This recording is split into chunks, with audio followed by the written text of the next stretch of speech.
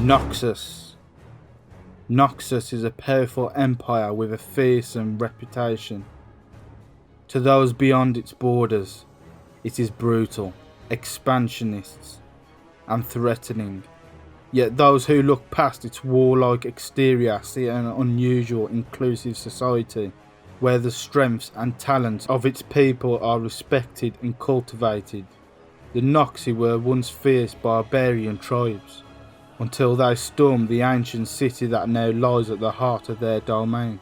Then, under threat from all sides, they aggressively took to the fight to their enemies, pushing their borders outwards with each passing year.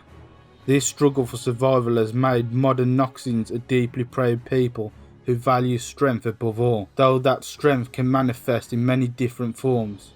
Anyone can rise to a position of power and respect with Noxus if they display the necessary aptitude, regardless of social standing, background, homeland, or wealth. Those who are able to wield magic are held in particularly high esteem, and are actively sought out in order that their special talents may be honed and best harnessed for the benefit of the Empire. But in spite of this meritocratic ideal, the old noble house is still wield considerable power. Some fear that the greatest threat to Noxus comes not from its enemies, but from within. The principles of strength. Noxians respect strength above all things, and the only way to remain strong is to be constantly tested.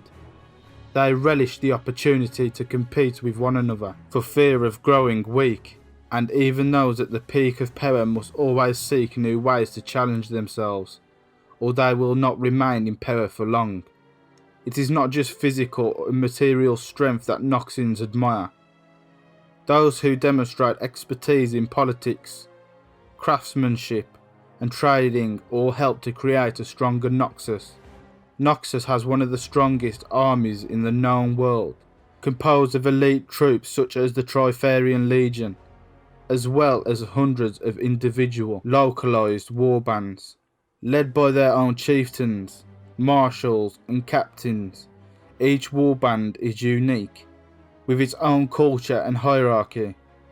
They fulfill specific roles as part of a much larger war host, perhaps fighting as frontline shock troops, heavy infantry, scouts, assassins, or cavalry, whatever best suits their skills.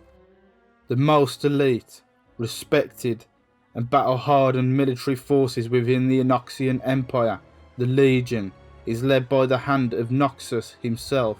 The soldiers are not only the best, but also the most loyal, utterly devoted to the Empire and its leaders. There is little uniformity in the rank and file of Noxian war hosts. The Empire embraces a warrior's natural talents and specialties, rather than forcing them to conform to a particular way of waging war. This tends to carry across into all aspects of Noxian life, since they believe in discovering what you are good at and finding a way to utilise it to make the Empire stronger. Grand General Jericho Swain established the council that currently governs Noxus, with each of its 3 members representing one of the vaunted principles of strength. Swain speaks for vision, while Darius, the hand of Noxus, embodies might. Finally, a cloaked and anonymous individual represents guile, keeping political opponents outside the council guessing as to their true identity. Form and function. Imperial Architecture. Noxian cities are characterized by imposing structures, claustrophobic streets, crenellated buildings, steep sloped walls, and immense gateways. They emphasize the strength and dominance of the Empire and are highly defensible. An enemy attempting to take a Noxian city by force can expect to be fought and resisted at every turn, for even the humblest home is built like a fortress. A conqueror's arsenal.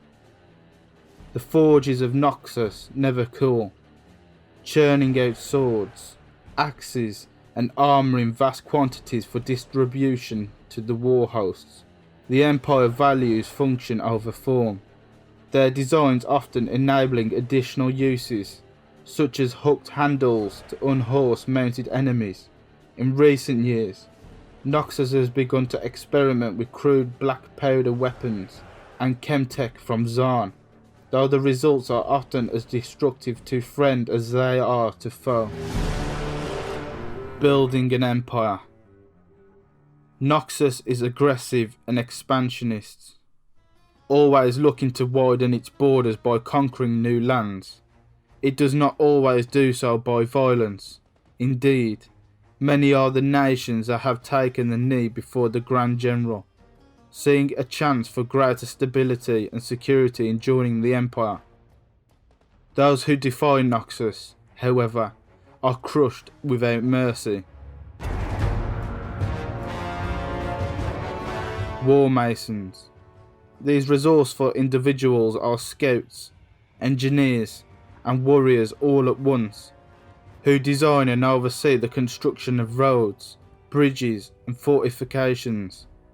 Often the first indication of Noxian expansion is not the sight of troops on the march, but a lone war mason surveying enemy territory for possible invasion routes. Noxterra.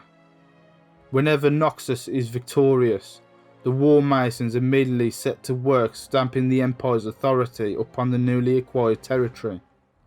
Gateways of dark stone are raised on every road leading to or from the capital, and these towering structures leave approaching travellers in no doubt as to who holds the reins of power.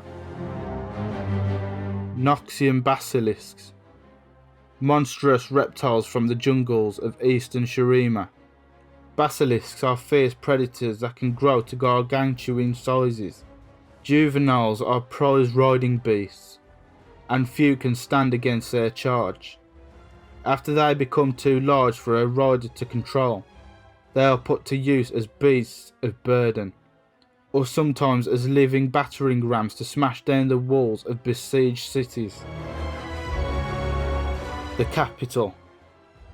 As Noxian armies conquer more and more of Runeterra, their capital city has sprawled far outside its battle-scarred walls.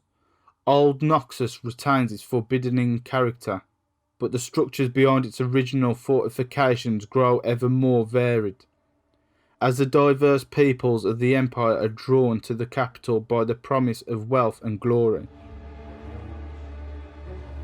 Constant upheaval.